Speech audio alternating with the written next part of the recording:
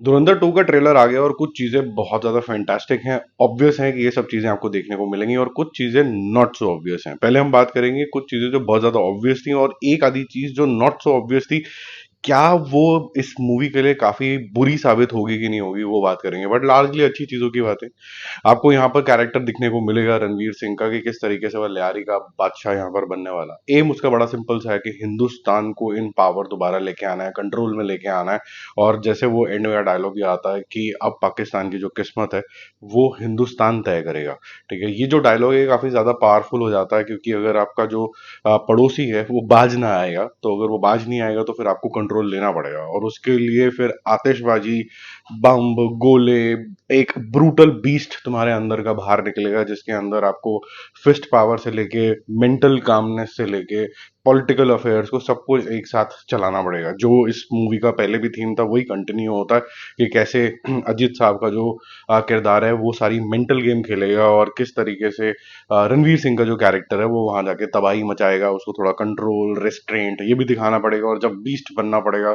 और इस वाली मूवी के अंदर तो उसका जो बैकग्राउंड है शायद यूरी से भी उसको लिंक किया जाएगा, तो वो बहुत जबरदस्त तरीके से आपको देखने को मिलेगा। ठीक है, यहाँ पर हर एक किरदार को उतनी ही इंपॉर्टेंस दी गई है जो first part of the movie का भी सिग्निफिकेंस था। सारे लोग ये नहीं अचीव कर पाते, हीरो के ऊपर फोकस कर लेते हैं। यहाँ पर आपको दिखेगा कि राकेश बेदी साहब को भी एक प्रॉपर एंड के अंदर एक डायलॉग मिला है, जिससे उनका जो होता है ना मशकरापन, वो सामने आ जाता है। आपको प्रॉपर तरीके से संजय दत्त के डायलॉग्स यहाँ पर दिखते हैं पावरफुल तरीके से। ऑफकोर्स रणवीर सिंह को उतना ही दिखाया गया है जितनी आपकी क्रियोसिटी बनी रहे। फिर आर माधवन का जो किरदार है वो भी आपको टीज करके चला जाता है। अर्जुन रामपाल मेनेसिंग होने वाले हैं, ये भी दिखना शुरू हो जाता है।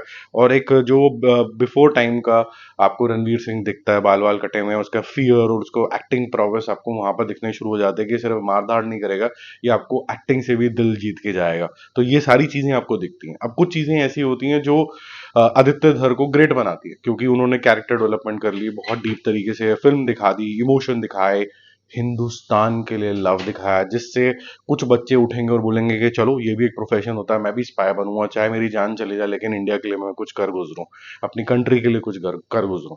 लेकिन जब ये डायलॉग चेंज हो जाते हैं, जो मैंने बोला नॉट सो गुड चीज थी इसके अंदर, कि हिंदुस्तानी एक डरपोक कौम है ये बोला होता और फिर हिंदुस्तानी ये प्रूव करता कि अच्छा आजा बेटा तेरे को बताता हूँ।